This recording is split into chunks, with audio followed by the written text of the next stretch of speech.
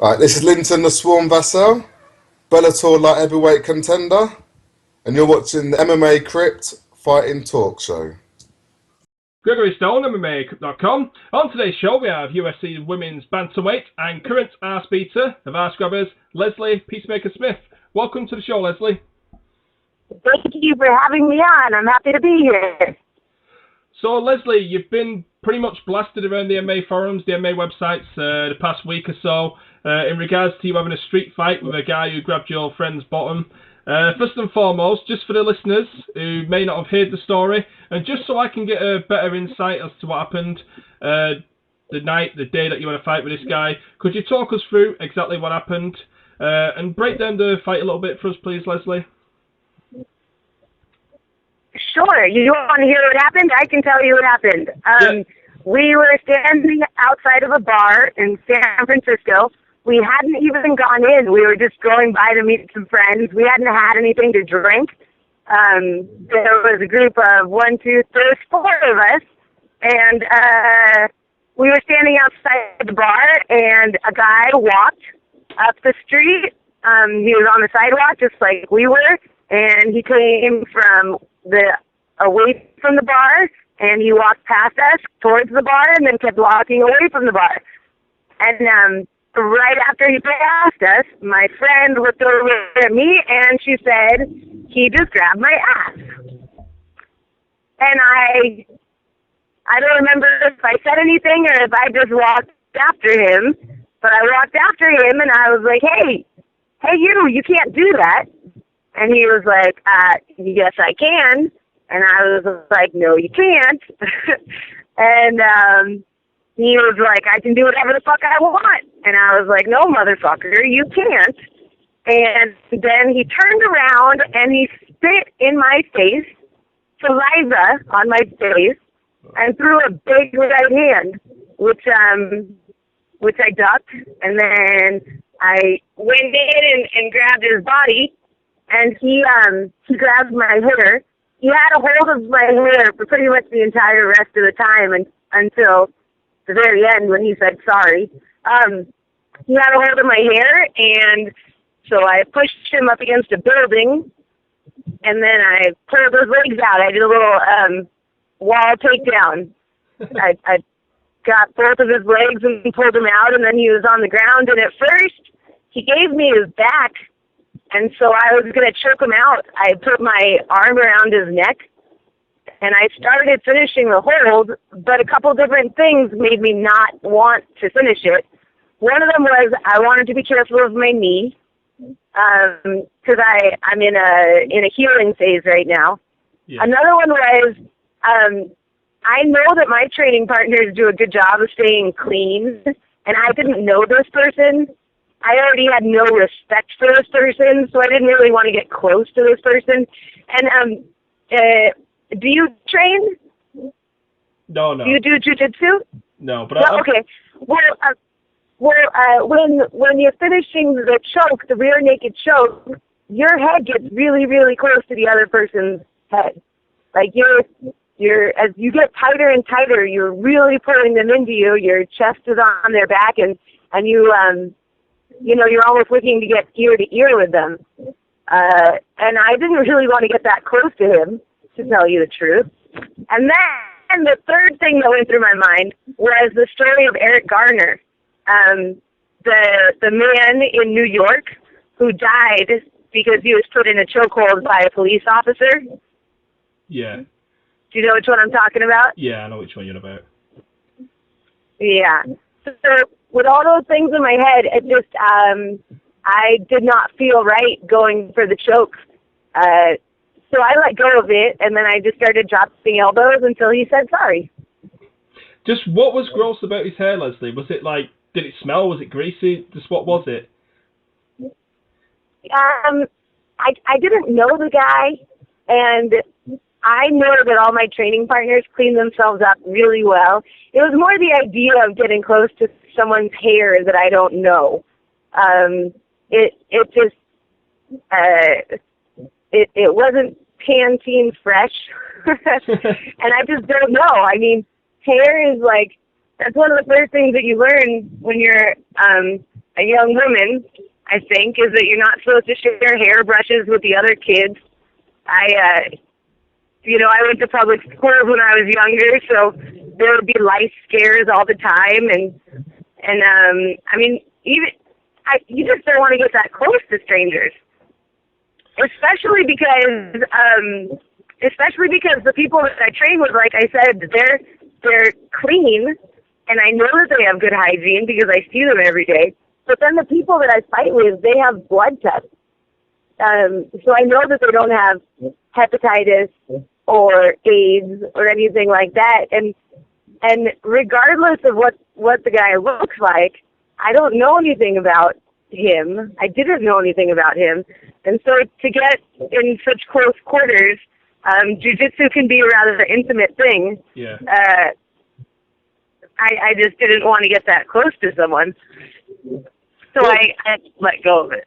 Well, speaking of that, did you get any of this guy's blood on you? Did he bite you at all? Did he scratch you at all? Was there any worry of catching anything off this guy once the little scuffle was over? He pretty much just held on to my hair.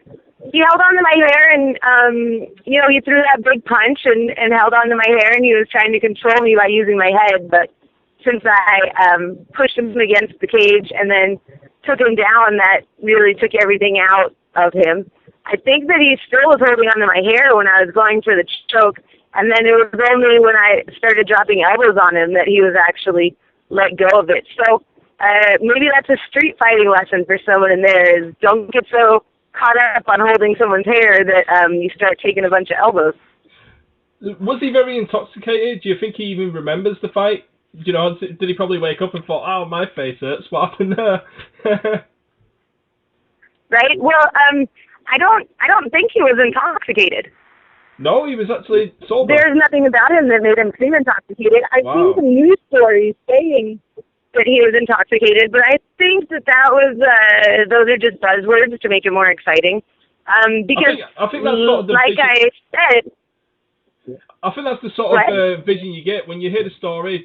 It's not like a regular thing to do. You go up and grab someone's behind, so you just automatically assume that the guy was drunk or intoxicated, and especially to start fighting with a woman too. Right. Well, yeah, no, he didn't come from the bar. I don't recall smelling any alcohol on him, but I wasn't trying to. I wasn't exactly sticking my face inside and trying to inhale the essence of him. That's for sure. So I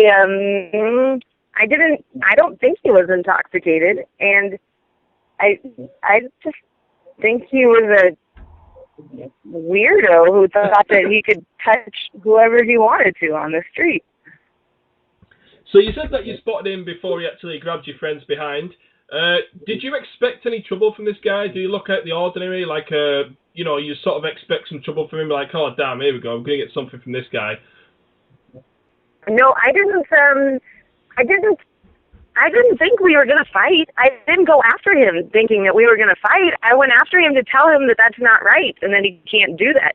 I think somewhere in my head I just had the idea that I wanted him to say sorry or acknowledge that that's a dick move or acknowledge that he was fucked up for doing, or I shouldn't use bad words, but I was hoping that he would acknowledge somehow that what he did was not right. And I did not expect him to turn around and spit and swing on me. That's for sure.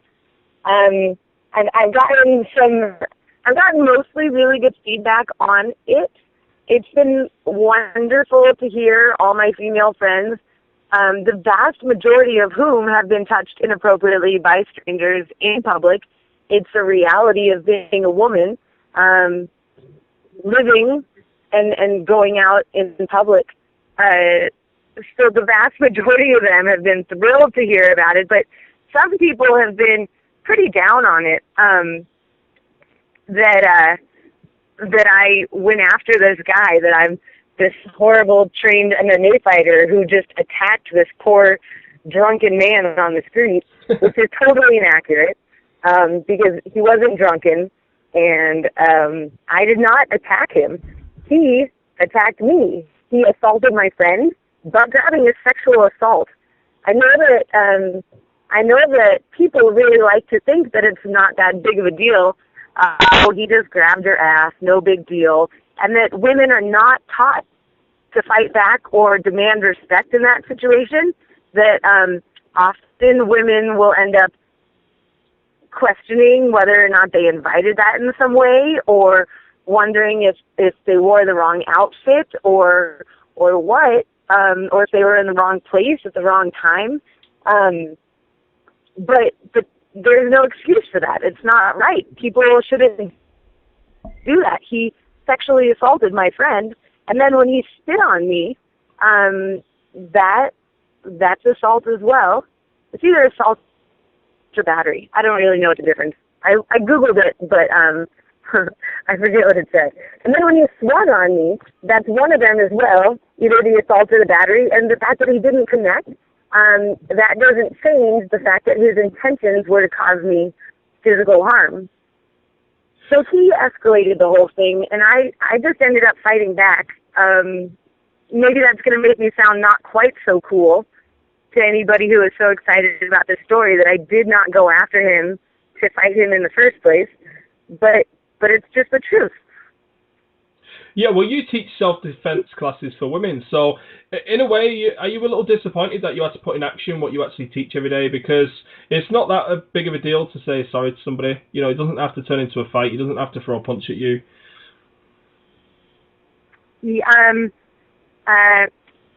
I am a little bit disappointed that it turned into a fight, because I believe in the non-initiation of violence. I've definitely messed up. I have had, situations in my past where I have been violent in public before, and I'm not proud of them. But that doesn't stop me from acknowledging and knowing deep down inside that non-initiation of violence is the right way to do it. It's the right way to be. I only had just planned on teaching my first self-defense workshop. I had scheduled it about 2 weeks before that happened. And I'm actually really glad that the timing worked out the way that it did, because we didn't let the story get out until after the self-defense classes had happened. So it's not like it was some publicity stuff. When did this happen, Leslie? Was it because the story broke, I believe, just this week or last week? Well, I read it this week, about 4 days ago. I read the story. So when did this actually happen? It happened about 2 weeks before the story came out, because at first I wasn't going to tell anybody about it. I was embarrassed that I had been fighting in public, outside of the cage, and I was not proud of that fact at all. And it was only after telling some people and then seeing what a great reaction that they had, that I told my coach, Caesar Gracie, and then he shared it. I could find out the exact date for you, because I can look on my computer right after it happened. I posted on my Facebook a question about how people, other female fighters or females in general, or anybody in general, has dealt with hair pulling in the fight, because I had never dealt with hair pulling before. I'm a trained MMA fighter, but we don't pull hair inside the cage. And so that was a huge gap, I realized, when this happened. That was a huge gap between my knowledge and my skills and what I train and practice as a sport fighter, and what an individual, what a woman especially, needs to be aware of when she's out on the street, because they're two completely different ways of fighting. There's no rules in a street fight. Yeah, well, it's not just that too, Leslie, because obviously when you get in a cage, you fight somebody who's the same gender as you. You also fight somebody who's around the same weight as you. This guy was a fully grown bloke. How much did he roughly weigh there, Leslie? Because obviously that's something else you can't prepare for. Because one minute you're fighting people your own size and your own gender, then the next thing you know, you got this big, huge guy probably pulling your hair. You don't know what type of body frame you're going to meet on the street either. Also, there's weapons involved too. So I just wanted to know, how big was this guy too, Leslie? Was he a big guy? No, he wasn't. He wasn't huge. he was a white guy about the same size as me. He wasn't crazy tall or crazy swole or anything like that. I tend to think of myself as pretty big, and so I often I just look at people and think they're the same size as me. Do you think that he's actually looked you up and now? he was. Do you think that he's looked you up there, Leslie? Do you think do you think he now knows that you're a UFC fighter and he's sort of done some research on you? Oh, I don't know. There's a lot of domestic violence is a big issue, and most people talk about domestic violence as it affects women. And the vast majority of the people affected by domestic violence are indeed women, but there's a lot of men who are victims of domestic violence as well. But those incidents don't get reported with anywhere near the same frequency per incident because a lot of guys are embarrassed about admitting it. They don't want to admit that something happened with a woman, beating them up or overpowering them or anything like that. So a lot of instances of violence against men by women, and those are just as serious as violence against anyone is a horrible thing, but a lot of violence against men doesn't get reported because guys are embarrassed to say anything about it. So maybe he does know. I don't know. I would be interested if he ever came out and spoke up and said something about it. I would be fascinated to hear his side of the story. But I wouldn't be surprised if he didn't, because most men don't talk about that publicly. Yeah, I wanted to ask you, well, the reason I asked you when this actually happened was because, was there any fear from yourself that the law might get involved and potentially you might be in trouble with the UFC for fighting outside the cage? Obviously, you was defending yourself and you wasn't really defending your friend because you just asked for an apology. You actually had to use physical force to defend yourself. So ideally, you wouldn't, in your own mind, think that you would get in trouble for something like that. But obviously, people can tell stories and lies, and there's always two sides to every story. He's not told his side yet. But was there any sort of worry that the police might get involved, the law might get involved, and obviously the UFC might get involved due to you having a fight outside of the cage? Was you worried about that at all, Leslie? I hope they do get involved. That would be fine and great if they did get involved because I did nothing wrong. He did multiple instances of assault. He escalated everything, and as far as deadly force, I did not go to finish a choke. I did not put him out with a chokehold. I'm glad in hindsight that I went with my instinct on that to let go of that.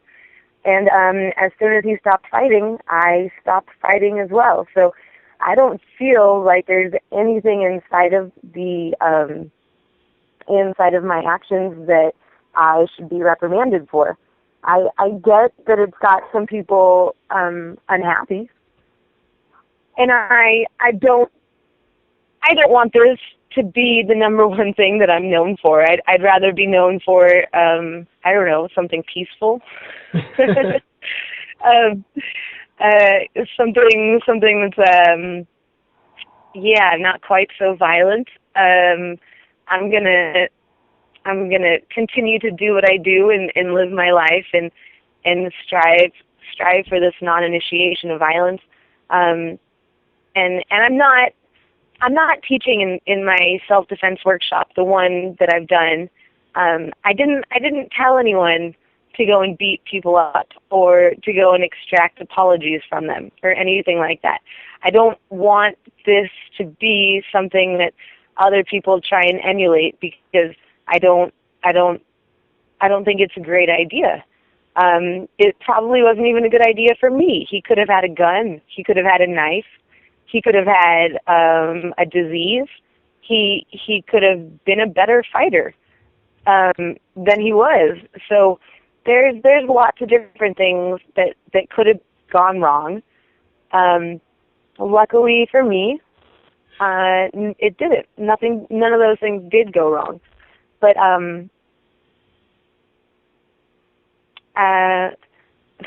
What was the question again? I forget where I was going with that. So it sounds like you might potentially take a new strategy into your self-defense workshop. Is that correct there, Leslie? Has this incident with this bloke, has that sort of made you come up with newer ways, newer tactics to approach the self-defense workshop? Maybe tell your students to maybe ignore certain things, talk things out, maybe not get into physical grappling altercations, etc. Explain some of this stuff to your students that maybe you wouldn't have taught them before. Well, so one of the big things was that after this happened, I did some research on how to deal with hair pulling, because I've never learned how to deal with hair pulling in any of the situations, in any of the martial arts. I've never heard anyone even address it before. So I did have a couple moves to address hair pulling inside of the seminar, and I'll tell you exactly what they were. So a jiu-jitsu-based move.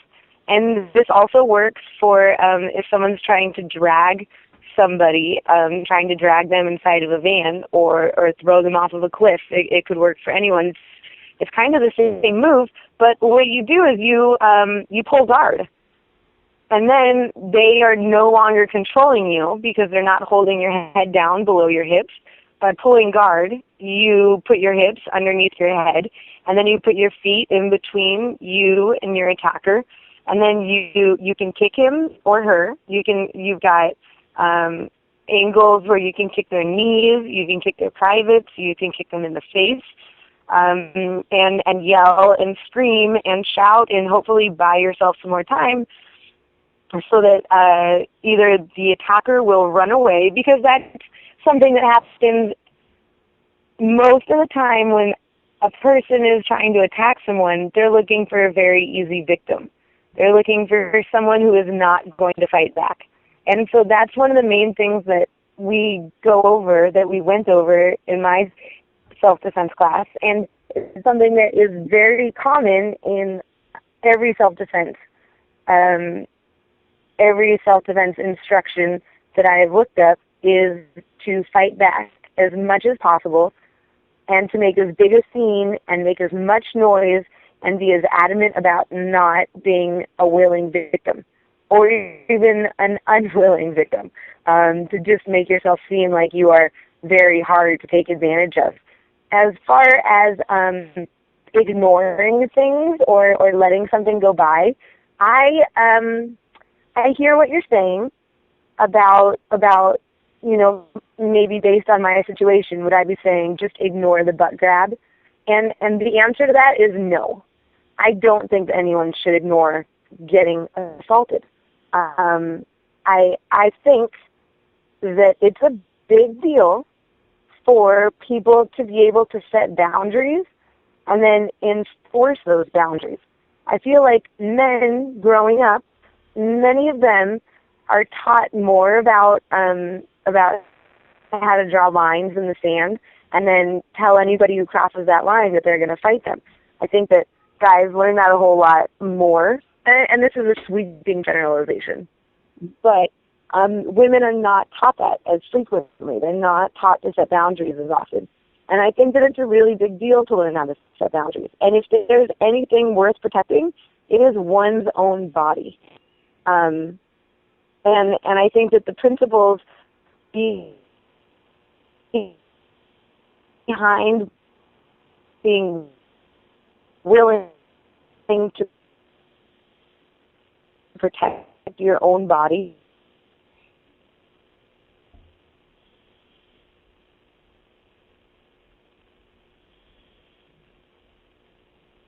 I shouldn't say always, but for the most part, I'm generalizing again. And women have often been taught to pick their battles and to not rock the boat and to make the best decision that isn't going to cause problems. But the results of that has been women have not always been respected because we haven't always fought for that respect. And so I would never tell someone to ignore assault upon their body. So looking back on the incident now, Leslie, is there anything that you would change, do differently, or are you happy with the way things panned out? That's a really good question. I appreciate you for asking that question, and I've asked myself that question many times, is if there's something that I would have done differently, and I keep going over it, and I cannot see what I would have done differently. I would have gone after him either way to go tell him that what he did was wrong. I felt morally obligated to do that. And then if that situation played out 100 times, I would feel the need to go walk after him and tell him that 100 times. I mean, the friend of mine whose butt that he grabbed, she's a woman with 3 kids, and she was wearing jeans. None of that should matter if she was if she'd been a friend who was a dancer and she'd had like 30 abortions. I would still have chased after him. That's not the point. So maybe I shouldn't have even brought that up, but there's no way that I wouldn't have said something to him. And then he escalated the situation. When he spit on me and swung on me, then I had to defend myself. So even though I do not believe that violence is the answer, I do not see what I could have done differently in that situation. Well, just my 2 cents. Do you? Well, just my 2 cents. What do you think? My 2 cents, Leslie, is there's no law against asking for an apology, and there's no law against defending yourself. But there is a law against grabbing people's bums, and there's a law against attempting to swing on women. So by the sounds of things, this guy is doubly in the wrong, and you're doubly in the right. Hey, thanks. One last question. Thanks, I appreciate that. One last question before I let you go. Sorry if I keep cutting you off. It's because there's a bit of a delay in the connection, so that's why I cut you off sometimes. But one last question before I let you go, Leslie. Since you got your ear busted, exploded in that fight with Jessica I, there was tons of pictures coming out, joining pictures of you with Mick Foley, and I noticed that you've actually been in contact with Mick Foley. You actually met him. Could you tell us how that came about, please, Leslie? You want to hear about Mick? Yeah. First of all, shout out to Mick Foley. Happy birthday. His 50th birthday was just a couple days ago on the 7th. And so, yeah, if we could all just collectively send a little silent happy birthday out to him. It was so cool of him to reach out to me after my fight. I was in a horrible mood that night. I was so bummed about the loss. I was so bummed about everything. I didn't want to even go out or talk to anybody. And then when he sent me that tweet, and I was so excited about getting the message from him. He sent me a direct message saying, it's cool, and I've been there, and if you need to talk, then just let me know. And so that night specifically, it was a great feeling for me to be able to go out and have that support in my back pocket. That really helped bolster me a whole lot, because psychologically a loss is devastating in MMA. I know that some people, everyone gets affected differently, but I have never had a loss that hasn't affected me deeply. So it was a great thing for him to reach out to me at that time. And then since then, he has been so nice. I finally got to meet him in person. He did a comedy show. Man, he has a great comedy show. He is fascinating, and he has such a wonderful stage presence. It's no wonder why he is a superstar. He was performing at the Cobb Comedy Club in San Francisco, and I went there with my coach, Cesar Gracie, and we got to go to his show. It was Mick and Brandon Burns, and they put on a wonderful show, and I've been in contact with both of them since then. So it's I've been very lucky to have that friendship, and I think that we're going to be lifetime friends from now on. Awesome. Was you a fan growing up watching wrestling of Mick Foley's? We're roughly the same age. I grew up watching Mick Foley on wrestling. Did you watch him growing up in the WWF and WCW, etc.? Nope, I didn't. I didn't watch any wrestling when I was growing up. I've watched a ton of it since I've made friends with him. Yeah. And I've read his book since I've made friends with him, and it's been fascinating. I've been getting a kick out of watching all these old matches, and wondering how I can take some of those theatrical elements with me into the into the MMA arena. But no, I never watched anything because I just didn't really watch TV, and that was never something that grabbed me. But it is now. Is there anything you want to say to your fans, the listeners, before you leave, Leslie? Just thank you to everybody for being supportive. I want to say thank you to you for having me on your show. I want to say thank you to everybody who's been sharing the story and supporting me, supporting women, supporting MMA. I just appreciate everybody who's been really positive. You know what? I even appreciate the people who've been down on me, because it's way better than the people who used to run around saying a woman will never be able to beat a man, and sending me text messages and direct messages and Facebook messages about how I'm a weak woman and I'll never be able to beat a man. So there's something that's a poetic beauty about getting the messages now about how mean I am for beating this man up. So I appreciate them. Well, it's my pleasure there, Leslie. Okay, from the MMA Fighting Talk Show, as always, guys, thank you for watching.